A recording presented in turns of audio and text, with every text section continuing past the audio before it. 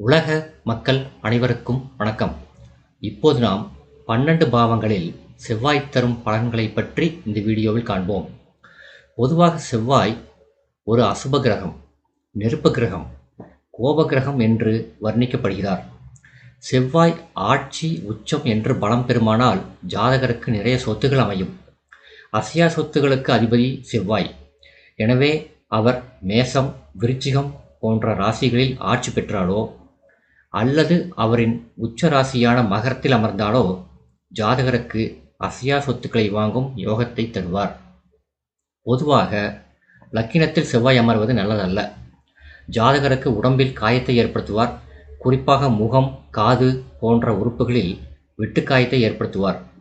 இரத்த காயத்தையும் ஏற்படுத்துவார். அதே செவ்வாய் லக்னத்தில் ஆட்சி உச்சம் என்ற நிலையில் பலம் பெற்றால் நல்லது. லக்னத்தில் அமர்ந்த செவ்வாயை குரு பார்த்தால் தீய பலன்கள் குறைந்து நல்ல பலன்களே நடைபெறும். 2ஆம் இடமான தன, குடும்ப, வாக்குஸ்தானத்தில் செவ்வாய் அமர்வது நல்லதல்ல. ஜாதகருக்கு பொருளாதாரத்தில் பின்னடைவை ஏற்படுத்துவார். வாக்கு நன்றாக இருக்காது. அதாவது ஜாதகர் கோபமாக பேசுவார். அதனால் பிரச்சனைகள் ஏற்படும். குடும்பம் நன்றாக அமையாது. பொதுவாக 2, 4, 7, 8, 12ஆம் இடங்களில் செவ்வாய் அமர்ந்தால் அது செவ்வாய் தோஷம் எனப்படும். அதனால் 2ஆம் இடத்தில் செவ்வாய் அமர்வது செவ்வாய் தோஷத்தை தரும். 3, 6, 10, 11இல் செவ்வாய் அமர்வது செவ்வாய் கிரகத்துக்கு ஸ்தான பலத்தை கொடுக்கும். 3ஆம் வீடு செவ்வாயின் ஆட்சி, உச்சம் போன்ற வீடுகளாக அமையுமானால் அது ஜாதகருக்கு நல்ல உயர்வான பலன்களை தரும். ஆனால் 3ஆம் வீட்டில் செவ்வாய் அமர்வது இளைய சகோதரத்துக்கு தோஷத்தை தரும். ஜாதகருக்கு ஆண் சகோதரம் அமைவது அபூர்வம்.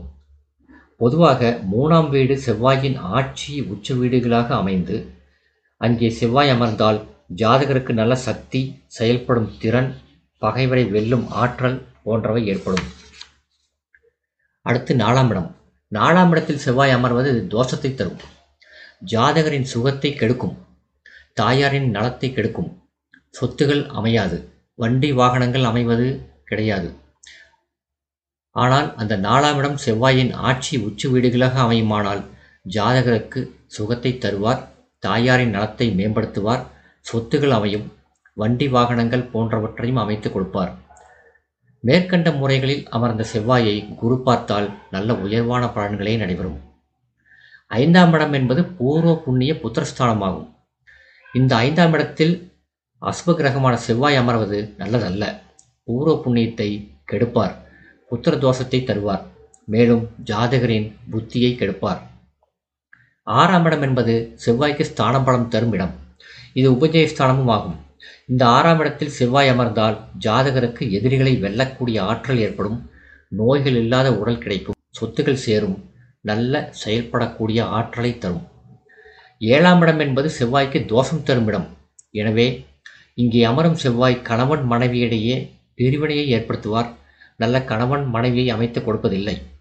மேலும் 7ஆம் இடத்தில் அமரும் செவ்வாய் ஜாதகருக்கு தகாத பெண்களின் சேர்க்கையை ஏற்படுத்துவார். 7ஆம் இடம் என்பது செவ்வாய் தோஷம் ஏற்படும் இடம். இந்த 7ஆம் இடம் செவ்வாயின் ஆட்சி, உச்ச வீடுகளாக அமைந்து குரு பார்த்தால் 7ஆம் இட தோஷம் மட்டுப்படும். அடுத்து 8ஆம் இடம். 8ஆம் இடம் என்பது ஆயுள் ஸ்தானம்.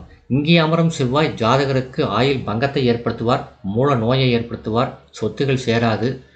ஜாதகருக்கு அடிமை உத்தியோகத்தை ஏற்படுத்துவார்.